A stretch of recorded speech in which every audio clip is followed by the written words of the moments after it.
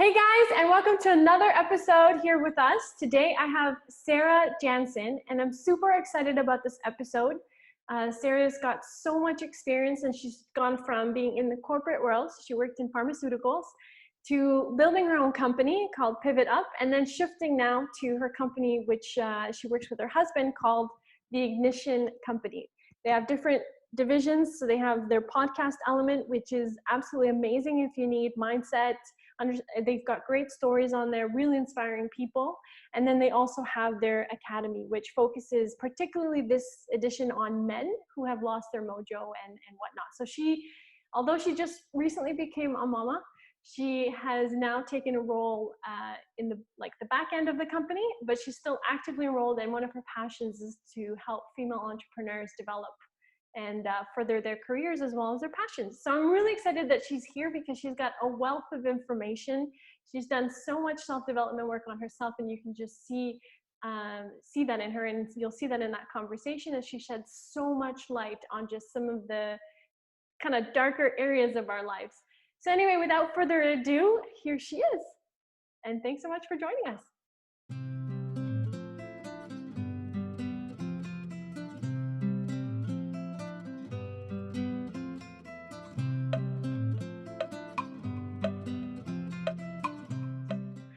Sarah, I'm so excited that you are here. Just looking at you makes my heart warm. It's been at least 2 years now that you and Chris hosted that workshop for us. I still remember we were in Toronto, and It's how we first met. And I really feel since that moment, I have just loved and appreciated you as a woman, as well as the team that you're building with Chris. For me, it's like such an example. And then as well as now being a mom. So, I know it's new, but it's just, I just love to see that journey unfold for you. And so this is going to be such a great episode. I'm very, very excited. So I want to thank you for being here, Sarah. I know that you also have a little one, and so he needs you almost 24/7. So thank you for making it. This is my pleasure, Yvonne. When you told me what you were doing and you asked me to be part of it, I was absolutely honored, and I couldn't wait for this interview. So yeah, let's get to it. Thank you so much. Okay, so let's kick things off on the lighter side. I always like to know, what did you have for breakfast this morning? Oh, you know what? It's so funny right now. So I'm a woman of routine, and Chris makes fun of me. Like, I can eat the same thing all day long for like weeks on end. And breakfast is like, Chris almost forces me to have variety for lunch and dinner, but breakfast, I maintain the same thing. It varies. So right now my thing is coconut yogurt. So it's, I try and avoid dairy. So it's coconut yogurt with a scoop of protein powder, and I mix it in, and with some chia seeds and hemp hearts, and then heated up berries, and I mix that in for some flavor. So that's my thing. And it is because I'm a mom. I used to do like the two, 2 eggs on a bed of lettuce, and I'd sit down and enjoy it. And then with the little one running around, I'm like, I need something I can make fast. I can eat fast. And so that's my thing. Coconut yogurt with berries. Oh yeah, personally that sounds like an upgrade. I love coconut yogurt with the berries. Oh my God. So good. So good. Yeah. So good. Yeah, that invention was really good. So, okay, I really want to give everyone some background on your story. So why don't we dive right into it? And so as vulnerably, as detailed as you feel comfortable, can you share with us kind of like your journey, how you grew up, how this all unfolded for you? Sure thing. So I'll start at the very beginning. I grew up in a really, really small town, like less than 10,000 people. And I grew up in the country outside of the small town. So it was like kind of a sheltered upbringing. And at 15, I just wanted to bust out of this small town. Like, it was too small. So in high school, I did a bunch of exchanges. I lived in Spain for 3 months. I lived in Finland for a year. And this was all within high school. And that kind of set my whole trajectory on setting myself up for challenges, putting myself consciously into uncomfortable situations so I could grow. And I didn't realize this at the time. I only realized it when I was in my 30s, looking back, and I'm like, oh, that was the beginning of it all. I did I did my degree in biochemistry, which I've never really used. And then I kind of fell into sales. I fell into pharmaceutical sales, which I didn't enjoy at the time. And I worked my butt off to get into marketing. And I spent over 10 years in pharmaceuticals, either in sales and marketing and management. And then enough was enough. I was getting, this is like the abbreviated version, but I was getting really disillusioned with the industry, with the corporate life, with things that, and I was in a situation where I didn't agree with the direction I was given from my senior managers. And I was looking up at them and saying like, is this what I'm aspiring to? Because I was climbing the corporate ladder like crazy and looking above me saying, I don't think this is what I really want. So I walked away from corporate, and I was lucky enough that I maneuvered a package out of it. So I had a little bit of a runway, and I didn't know what I was going to do.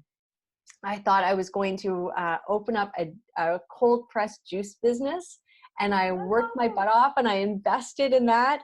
And right as I was going to launch, the manufacturing fell through. Like literally it just fell through. So it was like prepared for 8 months and then didn't launch. That was my very first business. Like sunk money, sunk time, sunk like all this stuff, and it didn't launch. And that was my first venture as an entrepreneur. Is like my first business. It didn't even launch. And after that, it was really like a heart opening journey of like, okay, what does this mean? What do I really want to do? Yeah. And I was, at the time I was spending a lot of time, I was single and in the city and not much to do because my first business didn't launch. So I was spending a lot of time with women entrepreneurs, and I was going to these meetup groups and going to events, and I would hear their story, and I'm like, oh, you know what could be really good, and this and this and this. And I realized as I was doing it after a while that I'm really coaching them on their business strategy, on their marketing, on, their message. Mm-hmm. And someone said to me like, why don't you just be a business coach? And I'm like, I don't have the proper education to be a business coach. I had a degree in biochemistry and 10 years in sales and marketing, but that I didn't feel like that gave me the authority to call myself a business coach. And then I just kind of put myself out there, and I said, okay, I got a few clients, and I was just doing what they needed done in the business, whether it was writing blogs, managing their social media. I was just kind of filling the gaps. And I'm going to take this one out because it keeps falling out. I was just filling in gaps until I worked myself up to, okay, I'm going to call myself a business coach. And I got a few clients, and they were getting really good results, and they loved the feedback.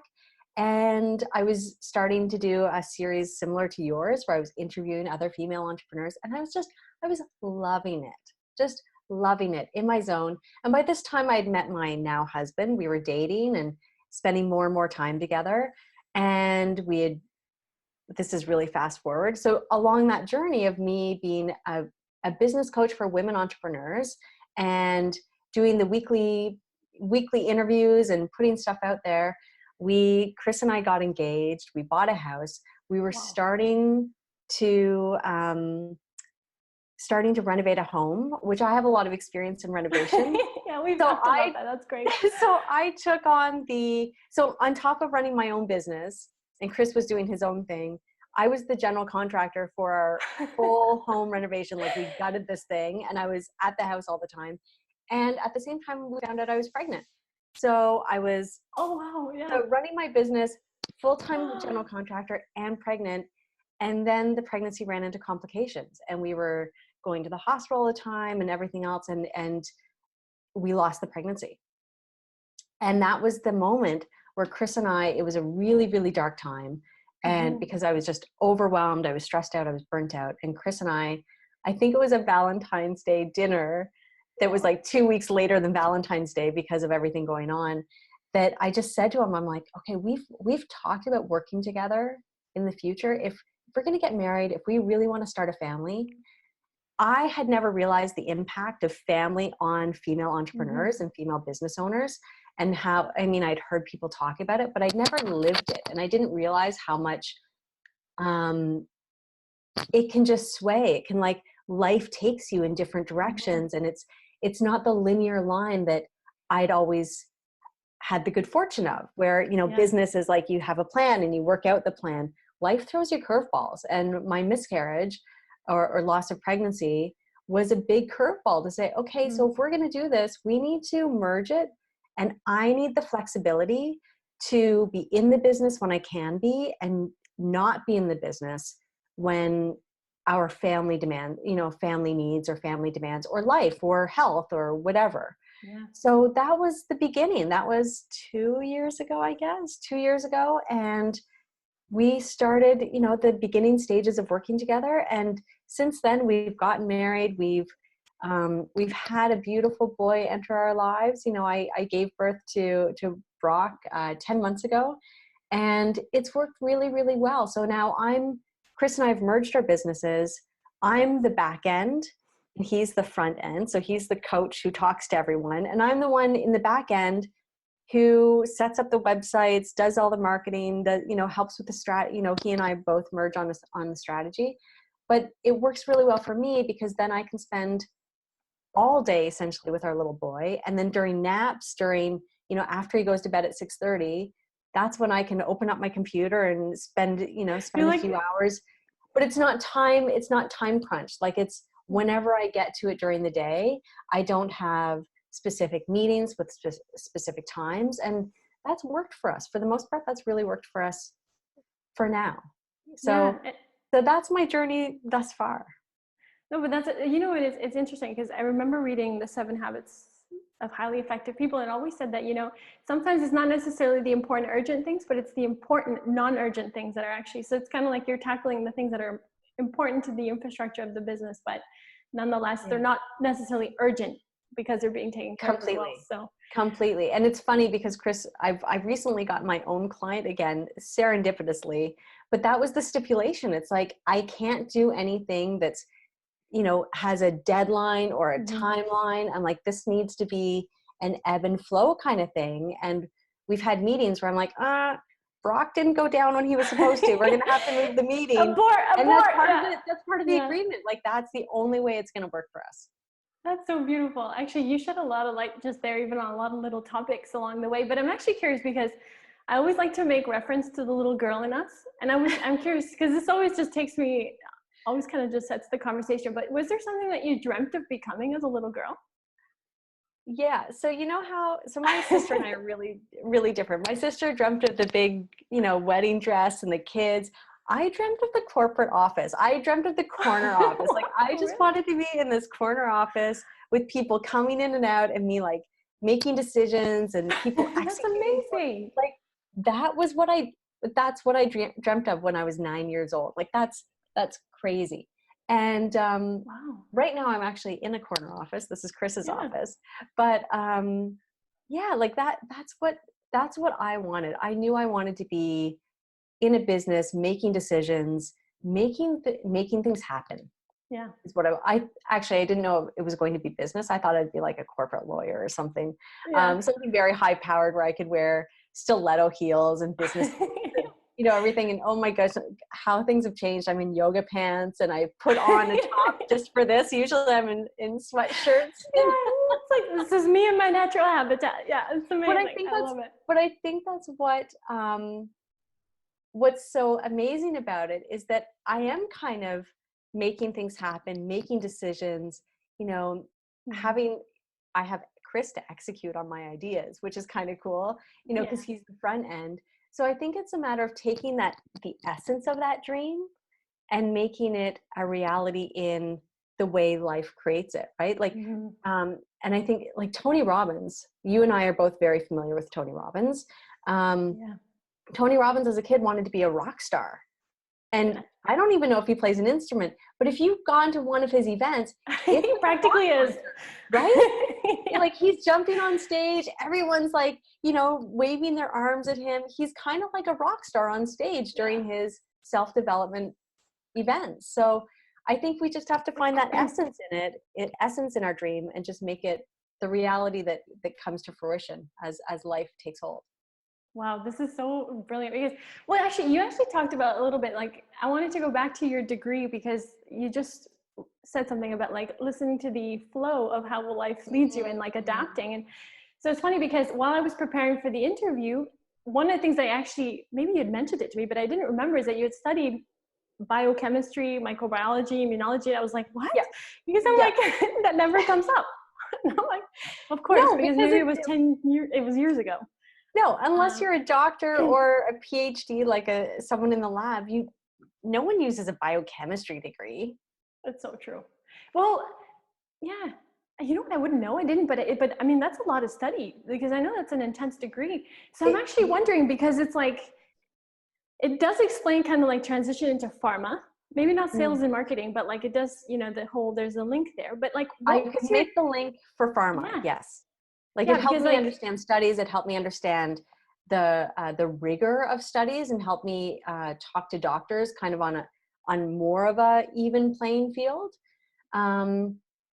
But I think it was one of those things where and I'm sure I'm not the only person who, I did really well in school, and I thought the next step was to get a degree in something I was good at, get a full-time job that, you know, uses that degree. And that's what I did. I did well in high school. I actually went to the guidance counselor in high school, and I said, you know, I have no idea what I want to do.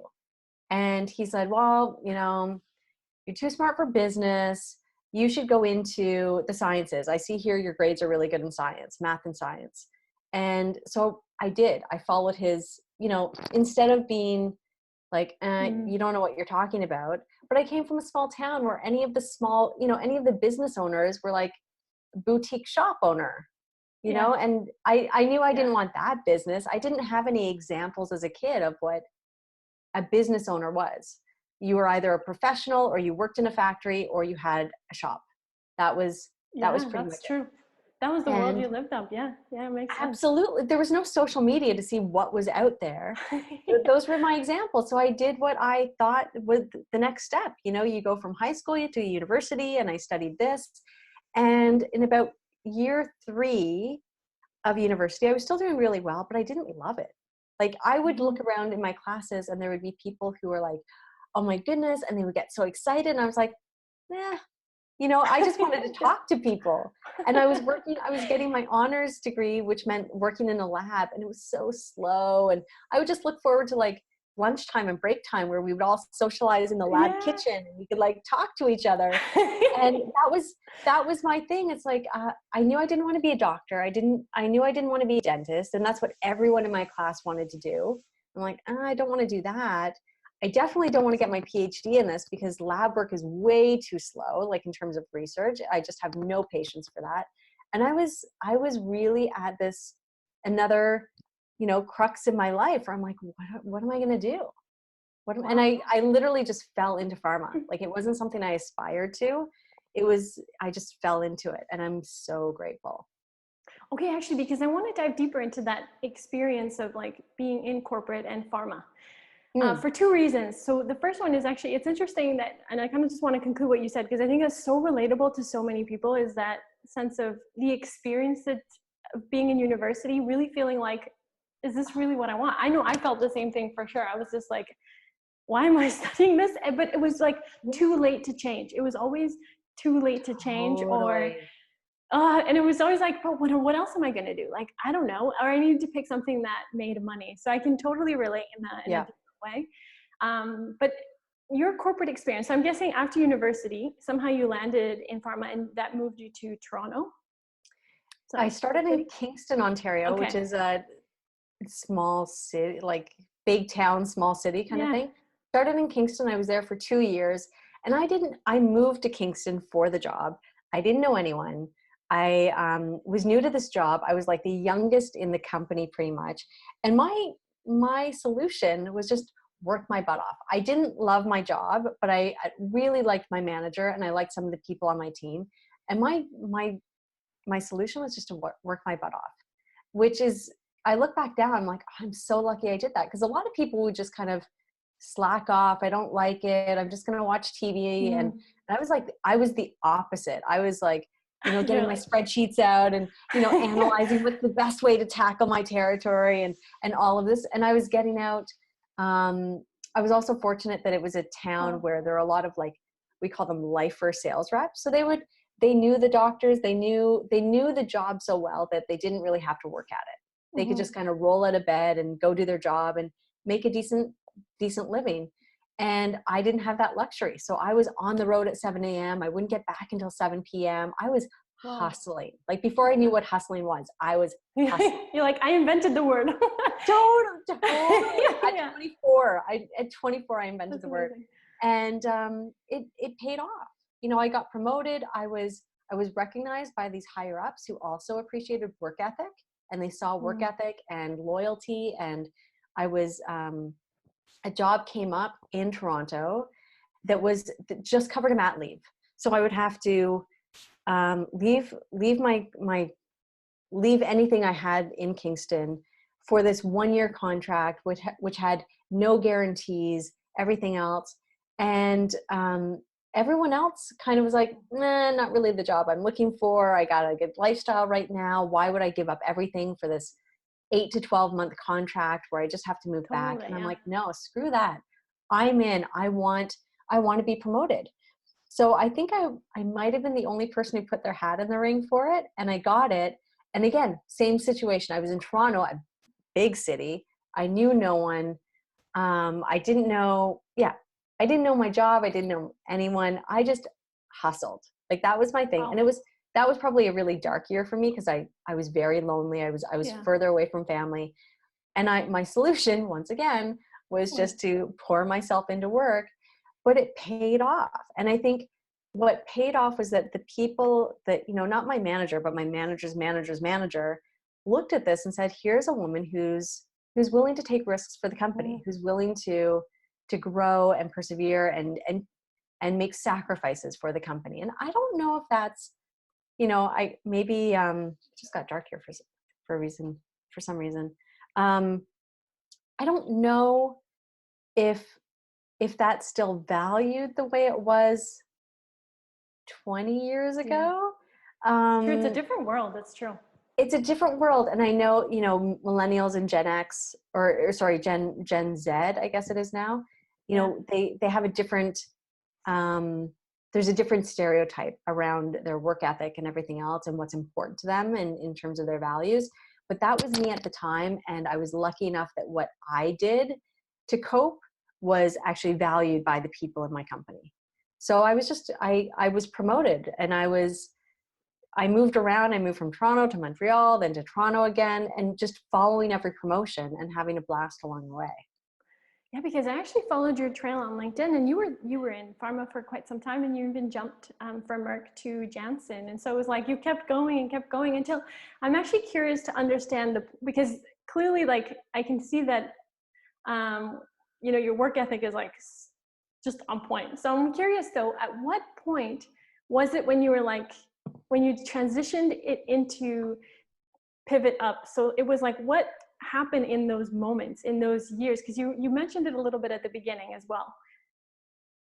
You know, it wasn't conscious necessarily. Like I said, it just kind of, and we've talked about this.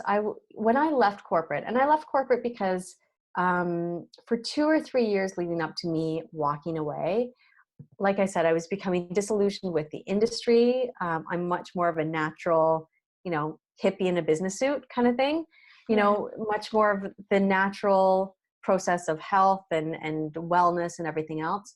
And I was getting disillusioned with corporate in the juxtaposition. And I think because I had moved companies, I was seeing different cultures of different companies. And I never actually, it's funny, I moved companies because my companies merged and were bought out.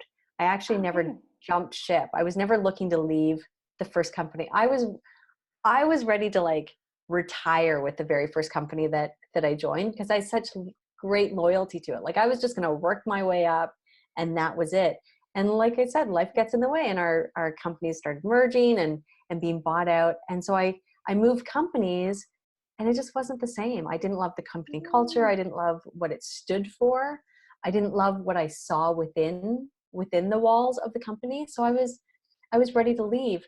And when I left, and this is hindsight looking back, I left I was running away from something as opposed to running to something. If I did it all over again, or if I gave any advice to people, I'd be like, find what you love and go towards it. Don't try and run away from bad situations. Because when I was running away from a bad situation, that's where I was kind of left in the void. I was like, okay, what now? What am I going to do? And it I mean, it didn't take that long, but it took longer than I was comfortable with to find my footing. And I feel like if I'd spent more time when I first recognized that I was unhappy and dissatisfied, I wish I'd taken more time in a stable environment to figure out what I wanted to run towards.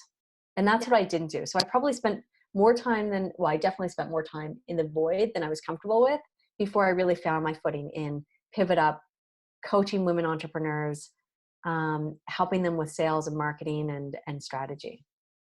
And actually, one of the things that I really like see in you is because I read a little bit about Pivot Up, which is obviously now not that. It's now defunct. Yep. Yeah. Yeah, it's transitioned. But it was really about bringing the authenticity of the woman in the business. It was really about letting her shine in her element, which is so different sometimes to how corporate culture can be. Yes. Specifically in male-dominated industries, these women end up feeling a little bit like we need to be a little bit more masculine in order to succeed. So I'm curious, actually, how you went and how that could relate to other women as well in rediscovering that femininity, that power in that femininity, as well as leading from that space. I think all great businesses and ones that we have a passion for come from lessons or the life that we've led. So that was something that I was really experiencing.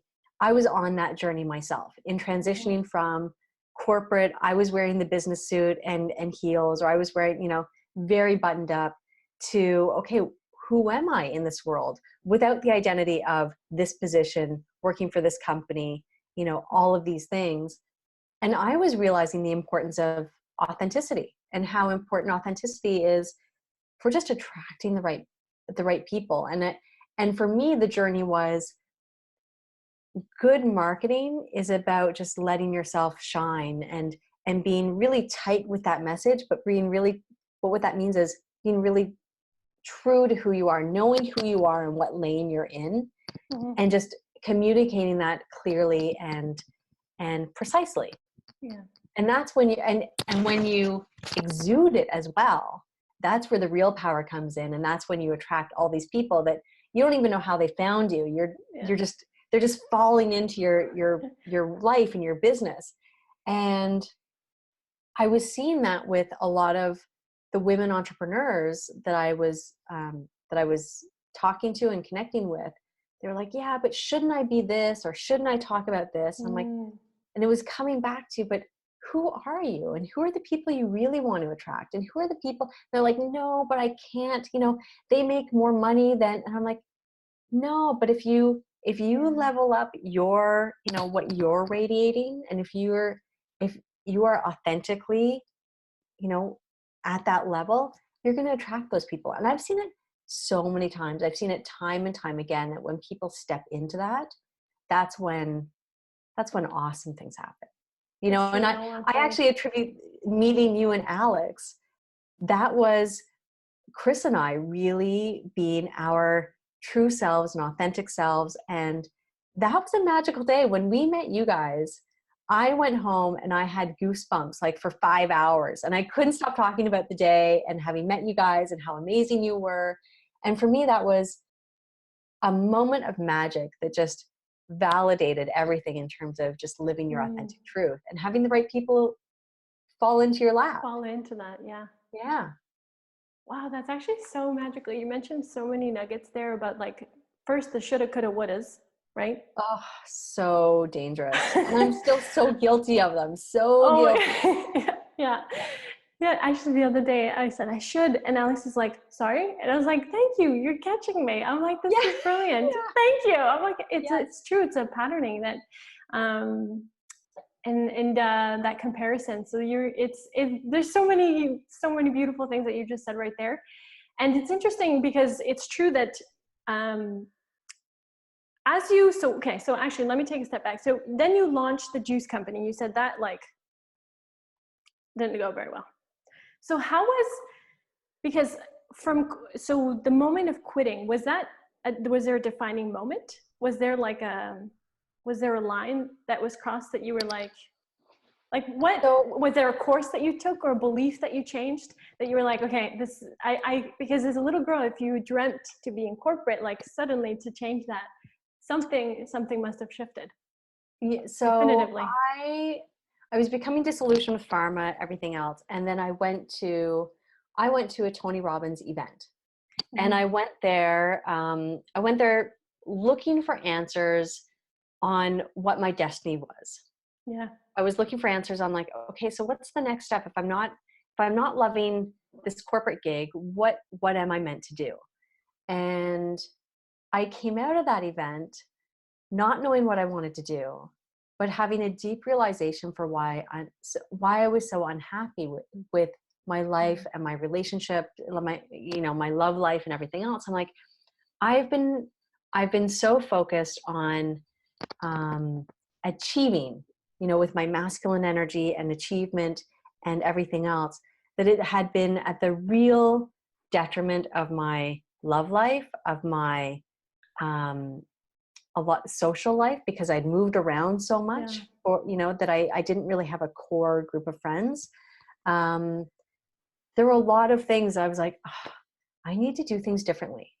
Yeah. And I was so committed at the end of coming out of that event. I was so committed to making these changes that I had a couple nights of just deep surrender where I was literally just praying. I'm like, I'll do this, whatever it takes, I will do it.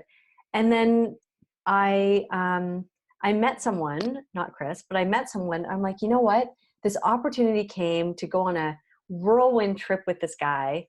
And I'm like, I'm going to do it. This is so outside my comfort zone, but this is what I've been praying for, literally, is just like something to happen.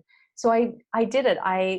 So I went to my boss and I said, look, this isn't an option. I need to do this. And he's like, well, it's at the worst time possible. It's when you're supposed to present in front of the leadership team of the company. You're supposed to be doing this. You're supposed to be doing that. I'm like, I'll do everything up front, but you need to present for me because this is no longer a priority for me. As I didn't say it in so many words, but that was the message, was that I'm taking a step back from putting work first and I'm going to put my life first.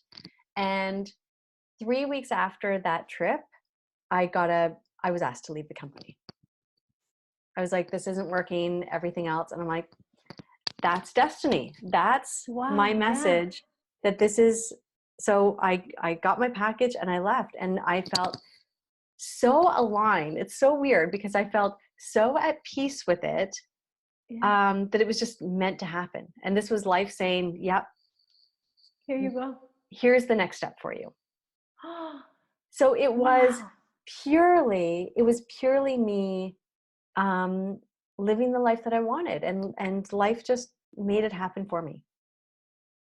Oh my gosh, that even gives me shivers, because I've been in situations where I was fired, and it was like, in the moment you're kind of like, did that just happen? But at the same time, there's a sense of relief. And let me tell you, from the outside looking in, people were shocked because I had the best results the year before with my team. I had 8 people working for me, and we had the best results of the division the year before. Like, everything on paper was amazing. It was purely my, whatever aura I was emitting at the time was just like, not working out. Wow, that's And so actually, because you had shifted your priorities, what did success become for you at that moment? Or like, if you were to describe your definition of success now versus how it was then, like, how have they changed? How has it become different? And how does it empower you now? Night and day. So, and the other thing is, and this is something that I was hoping we could touch on. Success for me had always been achievement, financial, but even less than financial, it was position or title. It was what someone had bestowed upon me, right? And that's what I grew up with. Everything was achievement, achievement, achievement. Like as far back as I can remember, my dad would be like, okay, so what was the score on the test? And that's what I strive for. And when that was literally like disintegrated in front of my eyes, right? When I left corporate and there's no one bestowing title on you, there's no one bestowing value on you. You have to make it up on your own. Yeah. That was another whole journey of like, okay, how do I define success? And it's, Yvonne, it's an evolution, right? Because before I had a baby, it was a different definition of success. Now it's very different. For me now, it is making sure that he's a happy, healthy, awesome kid, right? He's developing as he should. Like that's one part of the definition. It's that I have me time to do what's important to me, and do what's important to me in shorter and shorter spurts of time. But that's it. And it's also a loving relationship with my husband, and where we're connecting on a regular basis. And it's growing the business. It's still, it's making sure that our business not only is financially sound, but also it's an expression of who we are as people. Yeah, and it really does come out. I know from working with you both, it's you really bring you to it, which is like, well, I think we're more and more moving towards that model of like just bringing ourselves and our shining and our light to our work, and then that being the appeal, like you were just talking about.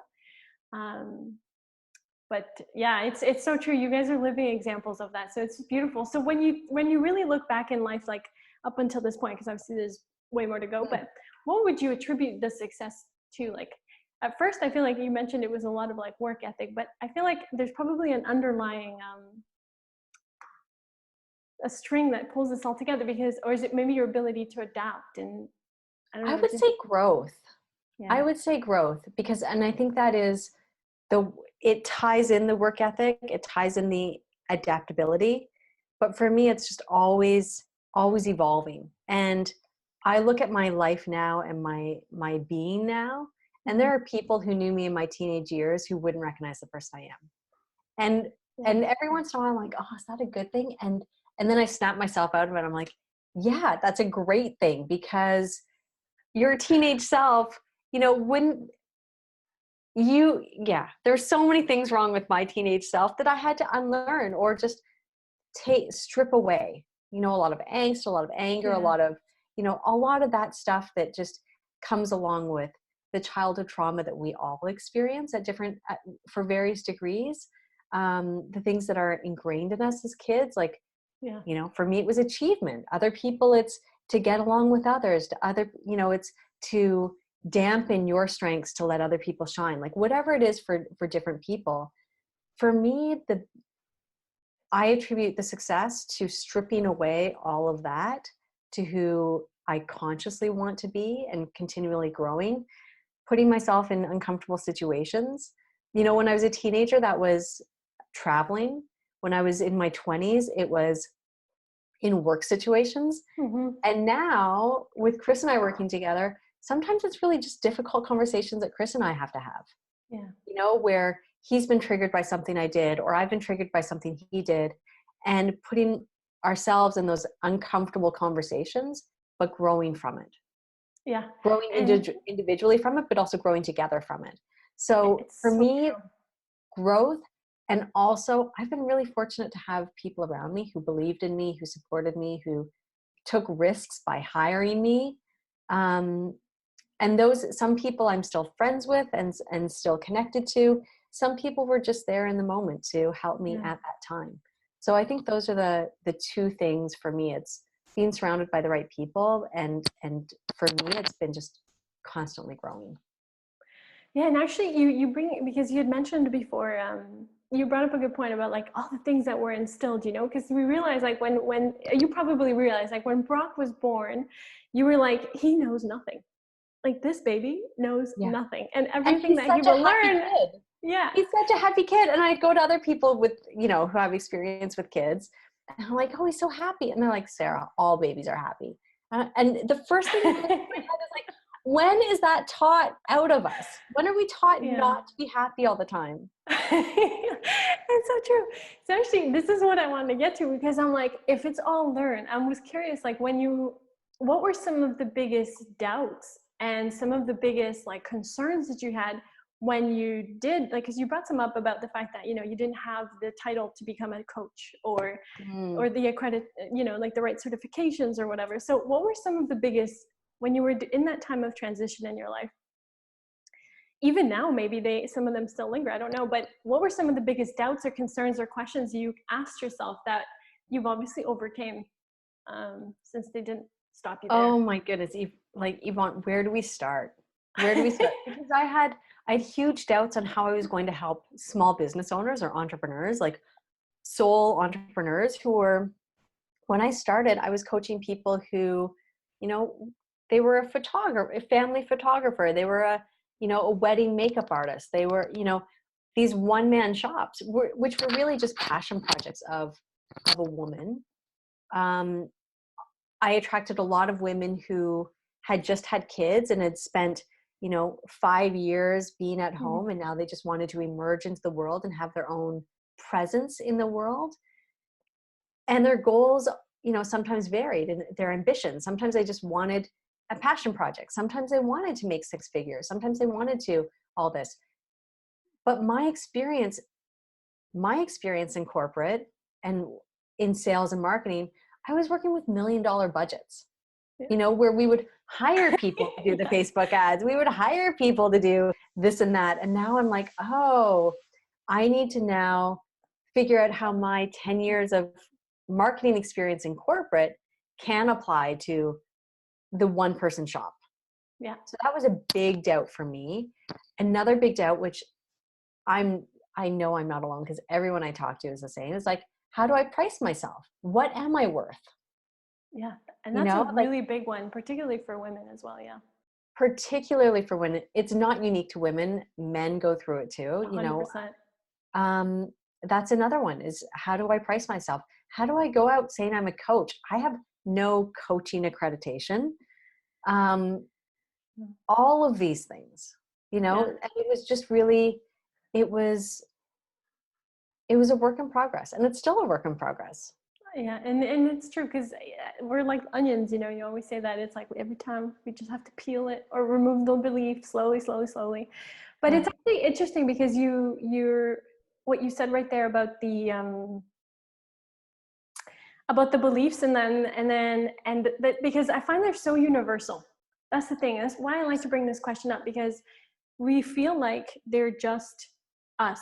Like, how am I going to get out of this? Or like, obviously, or you feel like I'm not worth anything, or you feel like, how can I package this corporate experience and make it something relevant for small businesses?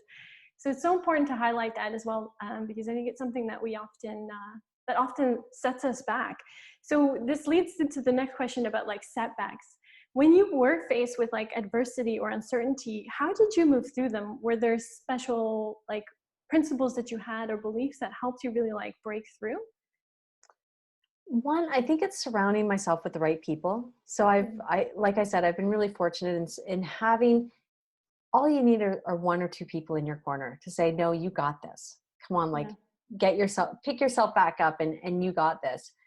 And another one that I am still working on. So this is a work in progress, but it's surrender.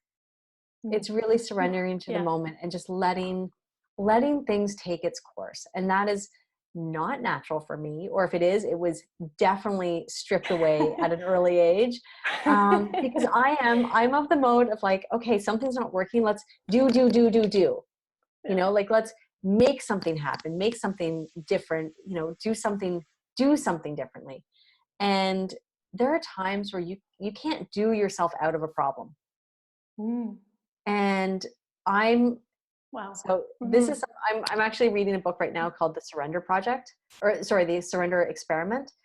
And it's surrendering to whatever life brings you, good and bad.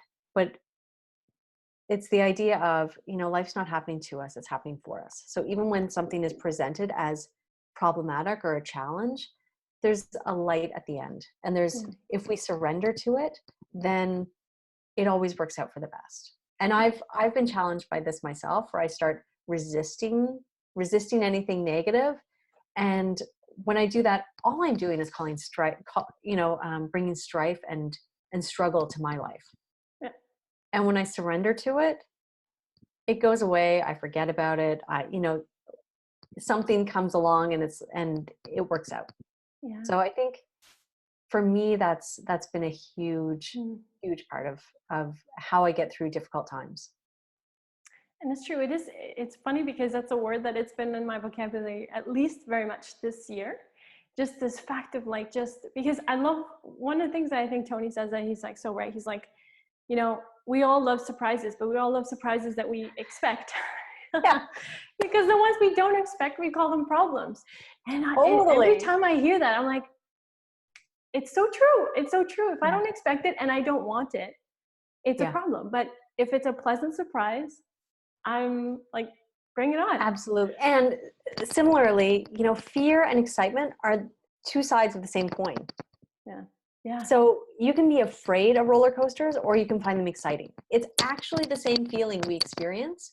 It's how we process it, how we interpret that feeling, and what meaning we give it. So if you take a step back from the feeling that you're having and like, okay, so what's a positive way I can look at this? And I could feel really fearful right now, or I could be really excited about what's going to happen next. Oh my gosh, I can imagine, because it's happened to me even before. Every time I want to speak or I'm interviewing, I'm like, I feel a little bit nervous, and Alex is like, are you really nervous? What's another way you can look at it? And I'm like, I'm so excited. I'm so excited.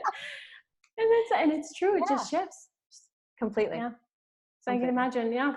And sometimes it does take, I will say, when we are in the depths of whatever we're going through at the time, whether it's in the moment, for a day, for a week, for a month of, dark moments, if we have that one person who can help us get perspective on what's going on right now, it's worth its weight in gold, right? Like it's worth so more than that. It's worth everything. I'm lucky to have that in Chris. I know you and Alex make a great team that way as well. And in terms of just helping each other have perspective on things and encouraging each other. And I'm really lucky, and we're both really lucky that we have it in our significant other, but I've had that with girlfriends. I've had that with really good friends. I've had that with my sister. I've had that at different moments in my life where someone wakes me up and gives me a little perspective on things. It's true. And it's back to what you were saying just a little bit earlier about the people you surround yourself with. Yeah. So key. So actually, you brought up a little bit a while ago that, you're really trying to take in those moments where you can take care of yourself. So what are some ways that you do? What are some ways that you stay sane and you just show yourself some love? The biggest thing for me is meditation. Like above and beyond anything else for me is meditation. For me, I love yoga. Like that's something, if I need to get out of the house and I need to move and I need to stretch, especially now during this pandemic, I am like, my body's so tight sometimes because I find myself just sitting all the time. So yoga is another way. Eating properly, my taste buds and my body don't agree on what is the best food for me. My taste buds want like the junk food and the salt and, and the sugar. And then the minute I have it, it's like, oh, why did I do that? So it's eating properly. I mean, it's cliche, right? It's like all the same things that everyone talks about it, but above and beyond everything, it's meditation. You have a daily practice, I assume then? I have a daily practice. It didn't work out for the first 7 months of Brock's life because our schedule was all over the place, but I've just reinstituted it.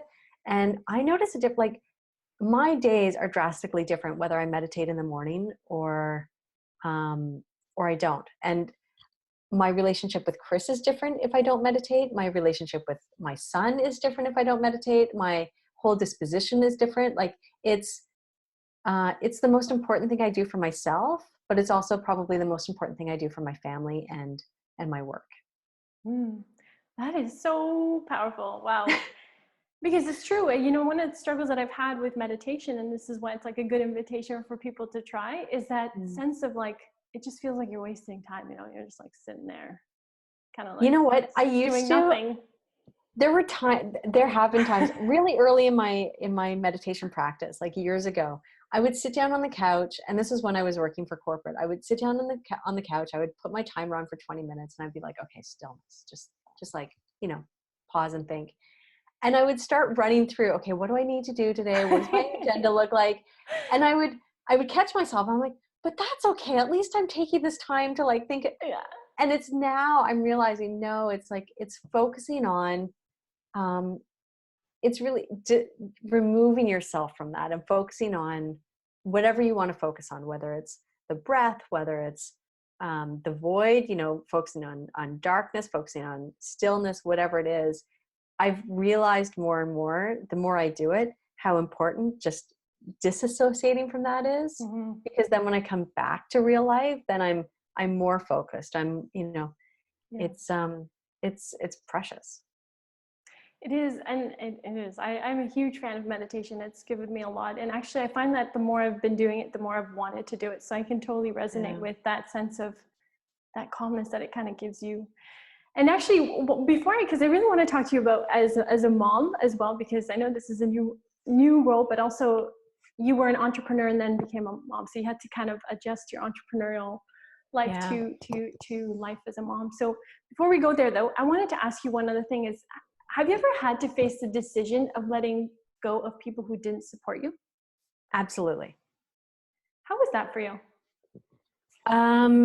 It depends on the situation I was in. It depended on the relationship. When I left corporate, my dad had a huge problem with it. Not like, it was kind of like a subtle comment. Every time I'd see him, it's like, oh, no corporate car. What are you going to do? Oh, what, you know, Sarah, you got to think about retirement funds, and you have to think about, you know, all of these things. It's like, what are you going to do? How are you, you know, are you okay financially? And all of these things, like for probably 3 or 4 years, every time I talked to my dad or every time I saw him, he would bring this up. And there have been moments where I'm like, Dad, and there have been moments where I've been feeling doubt. So I don't need someone else in my ear creating more doubt and validating that doubt. So there have been moments where I've had to have, you know, other people I could disassociate with. But with my dad, I had to be really firm and like, this is the way it is. This is what I want. This is, you know, and there would still be chirping. I'm like, Dad, we can't have this conversation because I need to focus. I need to focus on the positive. Or there have been times where like I'll go a month without really connecting with them because I don't need that chirping. I don't need that doubt. I don't need all of that. I've had to be very clear with that. Now that's whether it's an extreme, it's someone I can't. That's not true. It's someone I don't want to cut out of my life. Yeah. That's the difference. I completely understand. Yeah. And I think that's the hardest thing for a lot of people. And I hear that a lot is, okay, what if my parents or what if my family are the people that I need to cut out of my life? You know, what do I do then? So that's how I've dealt with that, where I've either limited my exposure to him or my parents together for periods of time until I'm feeling confident or I've reached where I want to be. But there have definitely been people who I've sunsetted from my life, you know, who have either not been supportive or take too much energy. You know, those people that you talk to and you're exhausted after talking to them. Yeah. Oh yeah. I've sunsetted a few people out of my life that way, or I like the way you phrased it. Sunsetted. Yeah, that's my new thing. That's clever though. I like that. Yeah. So I think those have been the big people that I've released is just the people that are exhausting. Yeah. And you know what, I want to honor you also sorry? No, or the people that you feel like make you feel guilty for not calling all the time, or you know, that those I don't need that. I don't need that. So Yeah. And that's really, really, really tough. Really It is. tough. Yeah. Yeah, it's often so easy because I've gone through the phase of like, what do I need to improve? What do I need to improve? What do I need to improve? You know, that's always the question, but I don't take a step to say, what do I need to let go of? Because I need the space to Totally. bring something in you. So, and I also want to honor you as well, because it's hard to admit that sometimes our parents are the, Yeah. you know, can be the, not the adversary, but like they can be a bit of a, they present that challenge. They're sometimes our best teachers, as in like they really show us what we need to work on and what we need to improve on. And sometimes you want to like, Totally. you want to be like, oh my God, I wish I was not related to you. But at the same time, Yeah. you don't necessarily want to disconnect. So Yeah, and I think that's a tricky one, but I think it's something that we can navigate. You know, yeah. unless you have family members or parents who are absolutely abusive. Mm-hmm. You know, I part of part of the part of the process for me was just recognizing that my dad was coming purely out of love and concern and Mm-hmm. care for me. Like he didn't want to see me make a bad decision or didn't want Mm-hmm. to see me struggle.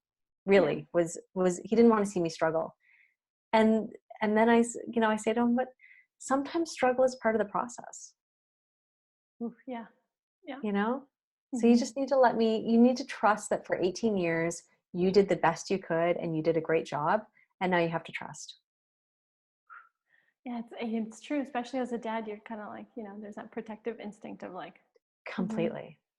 I totally Completely. understand that, which is actually interesting because now if we look a little bit into your life as a mom, so Yeah. recently you became a mom, yeah, it's Yeah. a good cue in, but how have you had to adapt your career to being a mom?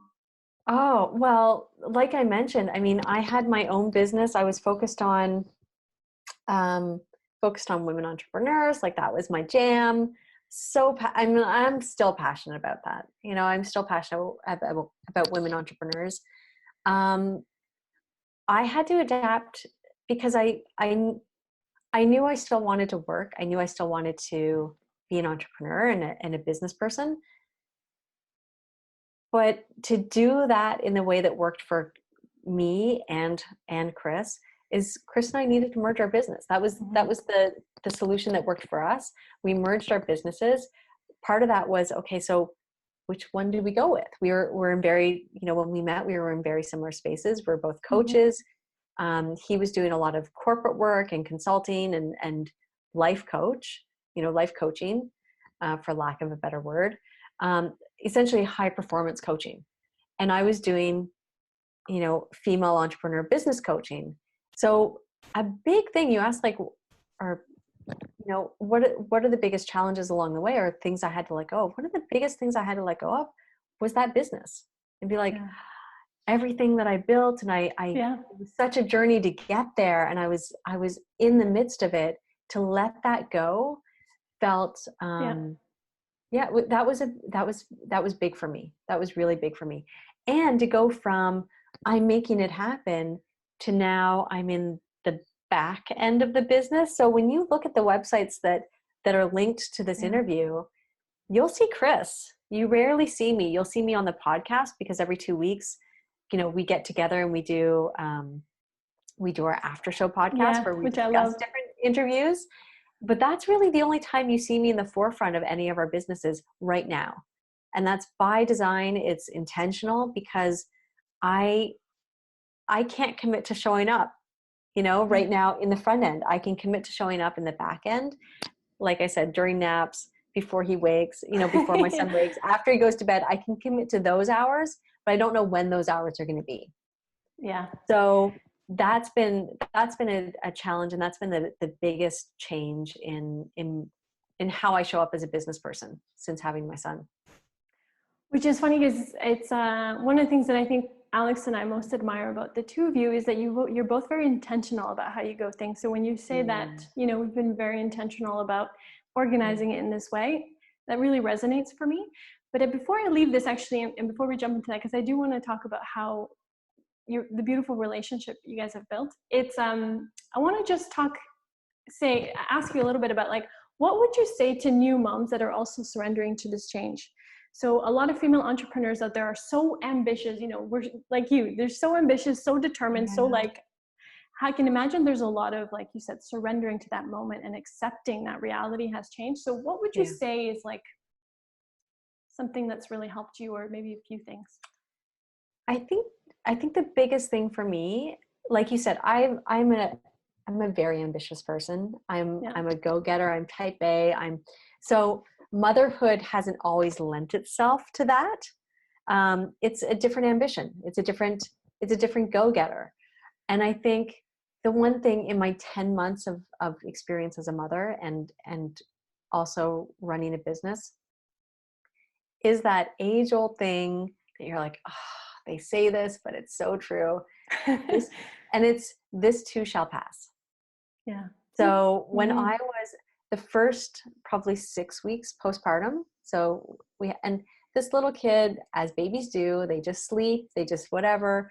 We had just launched. So to give you some context, in the 2 months before Brock was born, we took an online course in how to take our business online, because we knew we wanted to go globally, not just locally. So we launched our business online. We launched a podcast. We were creating this program online. Like, all of this was happening in the 2 months before Brock was born. So I was like, go, go, go, go, go. And then Brock was born, and the little guy just slept, right? As newborns do, they just slept. So I was reading novels. I was, doing this, and I was getting so frustrated. I'm like, Chris, I can't spend my days of motherhood just reading novels and reading, whatever. And he just said, okay. Meanwhile, 6 months into it, when our guy is like crawling and moving, never sleeping, I'm like, oh, what I'd give just to read a novel, like all these things, or That's amazing. seriously, like I should have been basking in the ability to read a novel back at newborn stage, because now I can't read a novel. Or, at 4 months, no, sorry, when Brock was 10 weeks, Chris's mom got sick, and she spent 8 weeks in the hospital before she passed. And it was very sudden and very unexpected. And because Chris's dad had just passed, earlier that year, last year was a crazy year for us. We moved from our home with a newborn to Chris's mom's house, where she was in the middle of renovation. So I now took on like a kitchen renovation of hers while we were living in her basement, going to the hospital every day with a 10-week-old who's crying, who doesn't have a schedule. Like, it was so difficult. It was so difficult. And there were moments, and I've talked about this on the podcast, but there were moments where I was just like, I was spent, I was exhausted, I was resenting all of this and everything else. And then when she did pass, because we weren't sure, she was diagnosed with cancer, and then 8 weeks later she died in hospital. She never made it home. Afterwards, I'm like, if I could have just enjoyed those moments at the hospital, and not resented the moments that I had to get up and change, get ready and go to the hospital in between nap times and everything else. If I just stepped back and said, this too shall pass, like, just enjoy it for what it is. It's not going to last forever. That was a big thing for me. So now, sorry, it's still like an emotional time for me. Well, it wasn't very long ago, so I can understand. No, it wasn't. Still very much there. So intense. And so now, when our little guy isn't sleeping at night, or is, I think I have our nap schedule down, but then he only sleeps for 10 minutes, and then he's up for 4 hours, and I'm like, oh. In that time, I was supposed to get our Facebook ads up and running. I was supposed to, get this marketing done. I was supposed to respond to this client and that client, and I just have to let it go and be like, okay, this is what the day has brought me, and this too shall pass, right? There will be moments where I won't be able to spend, and I think about that daily when I get frustrated that I'm not getting enough work done, and spending, because during this pandemic, we don't have childcare. Any childcare that we did have is now on lockdown. So it's all us. And I realized, okay, there will be a moment in the not too distant future where I won't be able to spend this much time with him, where I won't be able to, you Do know, what we do now. Yeah. completely. Yeah. So I think that's a very long-winded answer to your question, Oh, but like, that's the biggest thing for me is this too shall pass. So just enjoy it for what it is. wow. I'm going to take that even if I'm not a mama, because it's true. It just applies to Yeah. everything. Yeah. Yeah. It's true. Yeah. When you reflect back on the moments where you could have been more present or just accepting of that reality. But I love what you said about, this is what the day brought for me today. For some Yeah. reason, Brock didn't want to sleep or whatever it was that day. That's it. Or he's grumpy one day, or he's throwing pots and pans when Chris is trying to have business calls. And I'm just trying to like, okay, let's choose the Tupperware, not the pots and pans. They're quiet. The Tupperware is rubber, quiet. yeah. Like all of these things. It's like, no, this is what it is Amazing. today. Oh my gosh, it's so true. But it's also what makes you both so relatable. It's just, wow. No, it's so true. It's just like, it makes you guys so powerful. So actually bringing Chris into the picture now, because I know, like I mentioned earlier, I swear, one of the things I love about you both and just in your relationship, and I think it's something that Alex and I have learned a lot from both of you, is how intentional you are and how your willingness to really be there for each other and hold each other's like accountable in a loving, and like you guys just have such a beautiful space. So actually, what would you recommend for women to get intentional and to create great relationships? So what's been like a key for you? Oh my goodness. I mean, Yvonne, that's a whole other interview. Um, I can tell you what it meant for me, and there's a whole process I needed to go through before I even met Chris. Yeah. I tell Chris, and I'm very upfront. Like, if we had met 10 years before we did, he wouldn't have been attracted to me. I wouldn't have been attracted to him. We would have been, we just would have passed and thought nothing of it, because he wouldn't have made my radar. I wouldn't have made his. There was a lot of stuff that I needed to do, especially coming from the achiever, the corporate background, like all of these, the striver. There were a lot of things that I need to, how I related to men in the corporate environment. I was very, what I would have called myself then, I was like strong and, didn't back down. But I look at now and I'm like, oh, I was competitive.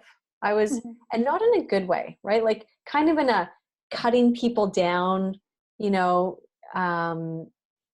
and looking back, I'm like, I was emasculating a lot of guys that I really respected, because that was my way of relating to them, is like, sarcasm or cutting them down.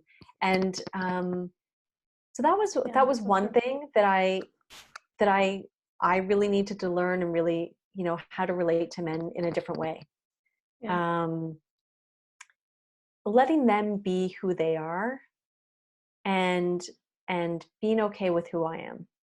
And how I mean is, and I've done a lot of research on this, and this is something that I would love to help couples, and especially entrepreneurial couples in the future, because I think it is such a it's a huge gap in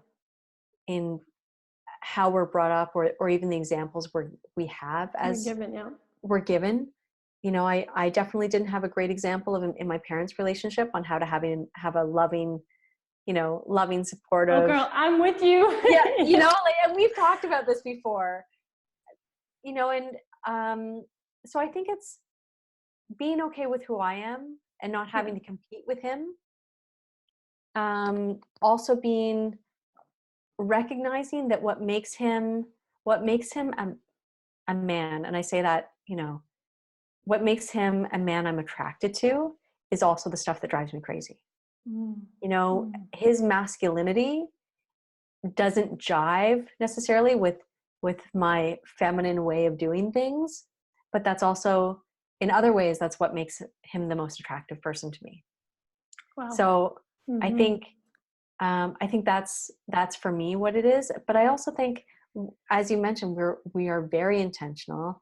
It's kind of drifted a little bit in this pandemic, in these days of pandemic, but we once a week we'll sit down on the couch and we call it our toe talk, where we are at This is different ends so of the funny. Wait, couch. I literally had the question. Can you please walk us through Oh, your go for because it. no. This is amazing that you brought this up, because literally I wanted to ask you about it because I thought it would be great for other people to know about this. So please continue. This is awesome. So we call it our toe talk, and we sit at different ends of the couch with our toes touching in the middle, and that's very intentional, because oftentimes when couples talk and they have their moments of, it's intimate, we're touching, and but it's a different, it's also a different vibe, because when you're cuddling close to someone, and I do this like as if my head was on his, it's hard to have those difficult conversations, because you're afraid he's going to pull away, or you're afraid um, you're not, or you're not able to watch each other's facial expressions because you're cuddled close. So we have these toe talks where we very intentionally once a week sit on the couch and we go through the week. And it's when we started it, it was actually to deal with conflict, like, oh, you triggered me on Monday and this is how I felt. And now, because we do it more regularly, it actually is to prevent conflict. So, and I say conflict, it's not like big blowups, but we all have these where you're like, oh, that didn't, or I'm triggered by that. And then the whole day kind of, unravels, Yeah. and then that takes energy away from your work, from your meditation, from your, everything else, because you had this minor conflict with your spouse that just you didn't resolve properly. So Yes. we had these toe talks initially to resolve conflict on a regular basis.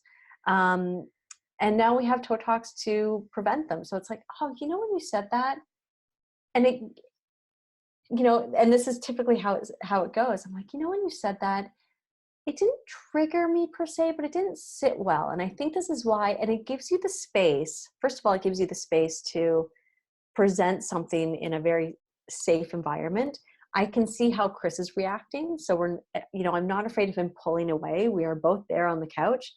And it's a way of us saying, what didn't really land well for me, but if you said this in a different way, or how could I have said it differently that it would have been better?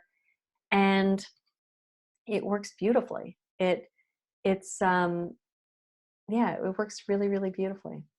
To reiterate that point, I think it's something that couples can really try, just because it creates that space before there's animosity, or before there's anger, or before there's another emotion. Resentment. Like preventative. Exactly. Yeah. So it's been huge for us. So thank you for sharing that. I love that. So, and actually, I want to just touch on a few things before we actually just talk a bit the Ignition Company, because that's a big part of what you guys do, and I want to make sure people hear a little bit about that. So if you were to say that you're working on, I know you're always working to improve and to grow, but is there something that's been like a theme? Surrender. Yeah. That's been the biggest theme, which is why I'm reading the book right now. I remember, I forget where I heard it, but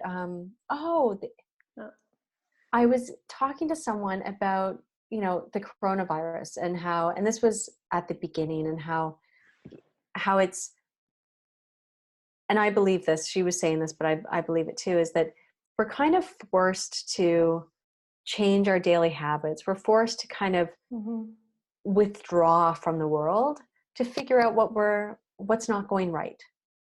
I believe that at the end of this, we're going to see a lot of divorces, because people are going to realize that they're not in a marriage that's supportive. We're going to see a lot of people come together because they're going to realize how important those people are to each other. Yeah. We're going to see a lot of babies.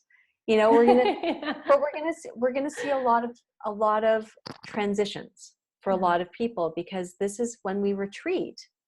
It's like any retreat. We start to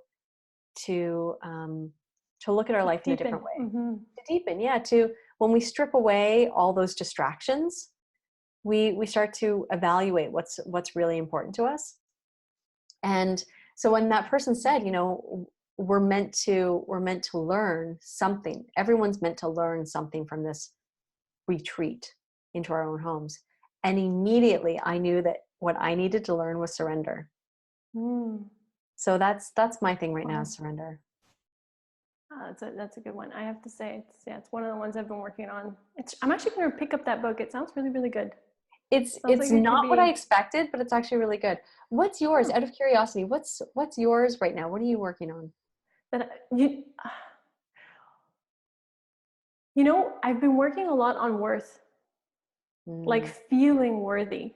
Um, I think because I actually didn't know that the depths of me, I struggled with like feeling like because like kind of what you were saying, I don't have the accreditation, I don't have this, or I don't have that, or I don't have the following, or I don't have this, and feeling like that's okay.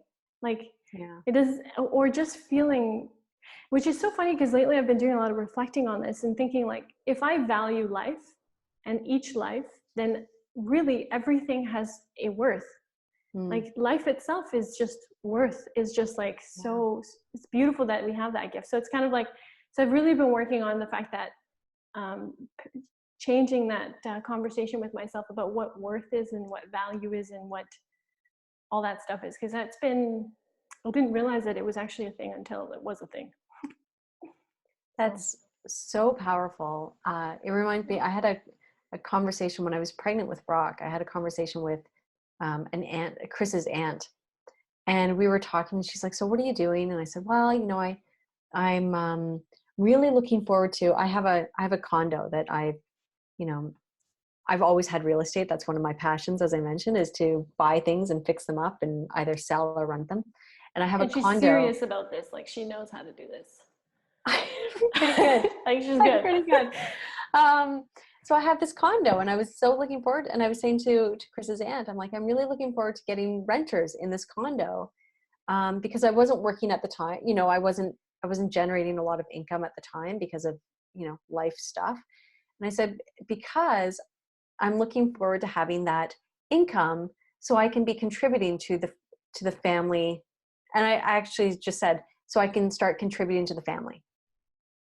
And she stopped me. She's like, whoa, whoa, whoa, whoa, whoa. You do not need to generate income to contribute to the family. And I'm like, oh. And it's that same thing about worth. It's like we are worthy just as we are. We're not titles, financial income, Yeah. all of these things that I was brought up. I won't say everyone, but I was brought up to equate to worth. Yeah. It's bogus. Oh my gosh, yeah. We are, and that's been, and I'll, I don't know how long you want this interview to be, Yvonne. I feel like I've been going on and on and on, but that's been a huge thing, especially as I step back into the back end of the business and I'm focused more. I mean, at least my time and my focus is more on motherhood than it is the business right now. To know that I'm still worthy, to know that Yeah. my worth is not Wow. defined by my title, by my income, by my effort in the business, the time spent in my business. Oh my gosh, it's so true. For me, the longest time, like you said, it was attached to a number, how much Mm, I earned, or like yeah. the number of titles that I had beside my Or name. And accreditations, right? Like yeah, how often or do we meet people who are students for a lifetime? And I've started to wonder, I'm like, are they attaching worth, right? Is that yeah. their way of attaching worth to themselves? Oh, it's so true. And thank goodness for that aunt that you had. That's your aunt that, Oh, oh, yeah, thank, completely. I'm so glad. Those are the women that we need more of, that just like keep knocking Totally. sense into us. Absolutely. And if I mention that to Chris, he'll say the same thing, Yeah, but you need someone to be like, no, wait a minute. yeah. Like what do you there's yeah, It's so there's true. nothing. And there's actually something I've been contemplating doing, is because I know, they always say like behind every great man, there's a great woman. And even in any kind of relationship, there's always that team. And so part of what I've been wanting to do later on with these episodes is really highlight the man in this, or the partner Mm, in the relationship as well, because there is that element of teamwork. So I think it is beautiful that we do, like, to always be brought back. And for me, it's been remembering that worth is, what really helped is like when there's a visual, you know, it's not like you were born and suddenly you're worthy and you're unworthy. It's like something you've learned. It's like everybody's worthy and born equal. So it's kind of like unlearning that. But anyway, I know that's so we much, could go. I think there's more to unlearn in this life than there is to learn. Yeah. You They know? say that's the actual learning is unlearning. I'm like, oh God. And it's tough. It's really, really tough. Yeah, that's the work. But okay, I want to really talk about now the Ignition Company. So Sarah, what now that you're working with Chris, can you tell us a little bit about the mission moving forward with the company and kind of like what it does right now? I know you guys have an amazing podcast, but maybe you can tell us a little bit about that.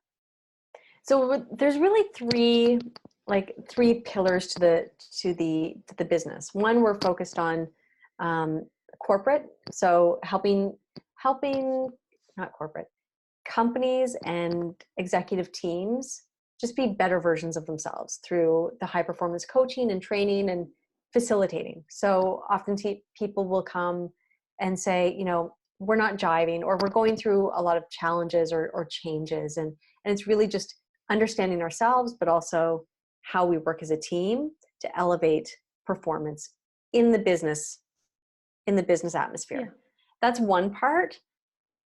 The parts I'm really excited about are we have the Ignition Academy, which is helping men, and I'll, if you're curious why we're focused purely on men, but helping men kind of get their career mojo back. So it's people, it's men who they've had a level of success in the past and they're just not feeling it anymore. Usually life has thrown them a curveball, or, you know, they're not feeling themselves, and specifically in their career. So we help get their mojo back when it comes to their career and stop playing small and get their power back, you know, own their power. Yeah. And then the third pillar, which I'm more, you know, have a little more exposure to in the front end, is our podcast, The Ignition Show.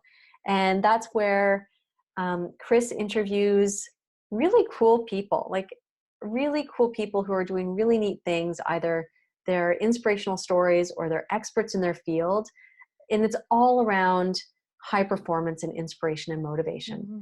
And then Chris will do some one-off like solo episodes where he brings the coach's hat and, you know, provokes some thought-provoking questions for people to think of.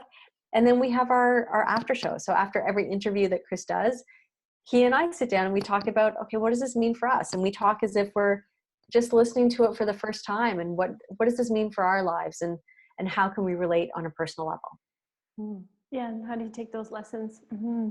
Yeah, and the whole company, the Ignition Company, is really focused on having people really be their best selves, like live up to their potential, go after the things that kind of scare us, but also, and you'll appreciate this, is having some real self-awareness and self-development, because there's so much. Chris and I both believe that some of the most important things in life were never formally taught. You know, we're not taught in school. Education is about reading and writing and arithmetic, right? It's not about emotional development or emotional mastery or financial mastery or, you know, all of those things that really life is all about. So our company is really about helping people navigate the life part of life. Yeah. No, and it's true. And well, we've worked with you both personally. So we can definitely vouch for the fact that you really do help people bring out that authenticity. And I think one of the things that when I was working with Chris, that he really helped me see is, you know, he always said, get on the balcony. And I was like, yes. That's it. Seeing your life on that balcony and that, you know, that long term. So no, you guys honestly do. I really love the podcast. And it's true that even though I don't get to see you as often, and I always associate it with you because like, you know, for me, that's who you guys are. So with that in mind, actually, how has it been working with Chris? Like, how do you guys maintain healthy relationships in both work and pleasure? Like, do you have any tips on that? You know, there's the whole tip of like, leave the business out of the bedroom. We've tried that. It works well. It invariably like drifts into the bedroom. You know, where we're talking about, okay, what are we going to do tomorrow? You know, what about this? What about that? I think I mean, we've done a lot of things. We've done things on the big scale and then the little scale. I think one thing is just to know, to be really open about, and we've had retreats where it's just the two of us and we focus on, you know, what does Chris and Sarah 2.0 look like? What does our business look like in 10 years? We've actually done retreats where we go out in the country at you know, rent a cottage or rent something, and we'll take flip charts and we'll figure out what we want and make sure that we're aligned and make sure our values are aligned and all of that. I think a big part of it is we have business meetings on the regular every morning. So every morning and every night we check in. Okay, what do you need tomorrow? What's your most important priorities tomorrow? How can I support you? And that's actually a question we ask each other every single day is, how can I support you today? What are you focused on and how can I support you today? Wow. And that could mean business or life, you know? Yesterday when Chris asked me that, I'm like, I'm having an interview with Yvonne. I need to wash my hair today. So you need to take care of Brock for an hour while I figure my stuff out. I need to look presentable. You know, like it's the everyday stuff. And it's also knowing each other. And like I said, I think our toe talks have been instrumental. Couples in general run up against conflict. It's just inevitable. I believe that we have relationships because it's our most important growth as a human being is to be in relationships. And part of that is conflict because we grow from conflict. Yeah. So I think the toe talks that Chris and I have are huge in terms of helping our relationship get better, but it also helps our business life as well. It's so true. I love that. I love that. I just love how intentional you guys are. It's just so beautiful. And actually, before we actually close, because I know this has been a while. I just want to actually close on a question is, what would you say is the best part of being a female entrepreneur? Oh, I think right now is the best part. I mean, you look at everyone, you look out in the market and women are being celebrated. You know, all of the Me Too movement, I see so many, I mean, we're at such a critical time right now. And I just see women rising up. I see women like there have been so many, I think every generation we've had movement, but right now there are so many women shining. So many women shining, and so many stories of women in the past who are doing amazing things, and they just didn't have the platform. They didn't have the global platform, or they were just, they were there to help us along. The different times where they were there to help move things along. But you see so many women shining, and I would say the biggest thing right now for women entrepreneurs is how we're helping each other. I think in the past, women were in their lane, and they were just focused on making it for themselves and their family or their community, which was absolutely needed. And I think what you're doing right now, for example, is just one example of so many things I see in the market right now where women are helping each other and they're banding together like they haven't before. Whereas before there was competition, or there was too many challenges for one woman to band together, and now we're seeing people just help each other, and that's the best thing about being a female entrepreneur right now. Oh my gosh. And you know what, I think you just dropped like a truth bomb there. It was like so crazy, because I often found that a lot of women on their journey said, men were the people that were the most against them. But, sometimes I'm like, honey, we have, even as women, put ourselves down. And it's like the relationship we have from woman to woman or man to man. Like, I'm not saying it didn't exist in one way or the other, but it's like also realizing our relationships with women also, it's like, was not necessarily always that healthy. So I look back at my career. So true. Yeah, no, I look back at my career, and in the early days, it was the men that helped me the most. And now, you wouldn't think it, but it's true. And I've read a lot about that of why a lot of women experience that. But I think we're coming into a time right now in history where it's women are helping women. Yeah. And I think I think it's so exciting, and we're going to see a lot of awesome stuff right now coming from women. I'm so excited about it. And just like stories like this, you know, they just bring so much light to the world and allow women to really just take that authenticity and then shine it out. And so actually, just to kind of conclude a little bit, I have just a few, is there any content out there or people you would recommend, whether it's a book or a podcast or just some people that really inspire you? Great question. You know, I'm a huge fan. Now, I wish coming off that last question, I'd be like, oh, this is the woman you should be following. And there are so many women. There's, why am I reaching blanks right now? I'm going to get back to you on that one. Yeah, but the person I'm the most I love what he's doing is Dr. Joe Dispenza. Mm-hmm. So maybe this is because I'm all about the meditation right now and getting into the void and getting into creating your own destiny through inner work. For me, the biggest person who's just exploded in the past 5 years has been Dr. Joe Dispenza. He's doing amazing work where he's on the forefront, I believe, of merging the spiritual and the science together. And he's incredible. Yeah, I've listened to a couple of things, but I guess I'll keep a closer eye on him. Like, I do know who he is and I do follow his stuff, but yeah, wow. I'm actually really curious to see that because, traditionally they're two different worlds. And that was always my conflict. It's like, oh, I have that biochemistry degree, but I'm curious in the spiritual sense. And he's the one person who's brought them together for me. So then, Sarah, how can people find you? If they wanted more wisdom and knowledge and just like, how can they hear more about you? Oh, so many ways. No, I'm on Facebook. I'm on Instagram. It's probably the most public place I am is Instagram. I know you're going to be including the links in the show notes, but you can find me on Instagram. You can connect with me on LinkedIn if you're a more professional bent. You can also go to our websites. You won't see me necessarily, but you'll hear about me on the Ignition show. Listen to our podcast. That's probably the easiest way you can hear more from me is listen to the podcast and listen to the after show. That's where I'm front and center. I kind of dominate those shows.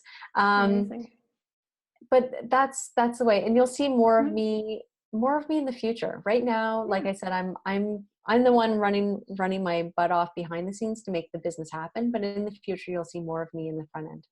Yeah, and also enjoying being a mom, which I'm so happy to see. Yeah. Thank you. What is one thing you would encourage women to do for themselves?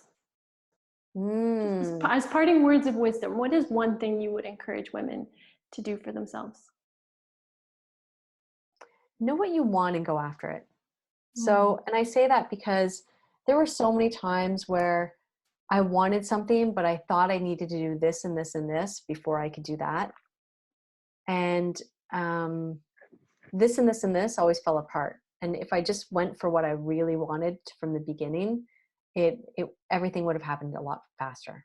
So go after what you really want and don't feel like you need a degree, a title, someone bestowing worth on you, bestowing, the okay. You don't have to wait for someone else's okay. Just go after what you really want and skip all the steps on the way. Yeah, just charge at it. Charge at it. Forget all the shoulds, right? Forget all the shoulds, because if you really want it, you can get it faster than you think. Yeah, all right, Sarah. Well, you do some incredible work for others. Is there anything that we can do for you as people watch this? Is there anything we can do? You're doing it, Yvonne. You're doing it. You're bringing women together in this amazing, amazing forum. I love that you're getting the backstory of women. I always thought that was the most interesting part, is to hear people's journey along the way. So what you're doing, bringing women together in just this authentic, kind of informal way, right? And that's the way that women connect best. Historically, they were always in the kitchen, over the kitchen table connecting. This is your modern day version, and that's the best thing you can be doing, is just connecting with other women and supporting other women. Oh, Sarah, what a beautiful episode. Thank you so much. Thank you. Guys, what an amazing episode we just had with Sarah. Sarah, thank you so much for sharing so vulnerably, for having the courage to really dig deep and really pave a path for us to really see the truth sometimes that we hide away from. I know I can relate to that. It's also, been a few years of an evolution to trying to get to know myself and really loving myself. So thank you for making that available to us and for sharing that with us. And I will put it out there, but I'm going to invite you in the future to an episode, hopefully on relationships, if you do so accept. I really think that you and Chris have a lot to share with that regard. And I think a lot of women and men, we could all use a little bit of learning in that department just to create healthier relationships for ourselves and with ourselves. So ladies, this is an invitation for you to continue on this path of growth, to continue fueling your passions, to continue doing what you love, and to also love yourselves. Remember, we don't gain anything and we don't get any further by hating ourselves. So just keep loving yourself, keep loving the stage that you're at, the pace that you're moving in, just how life is unfolding for you, because there's just so much more to come, and so much more to come with if you love yourself. So anyway, I leave you with those words. Until next time, friends.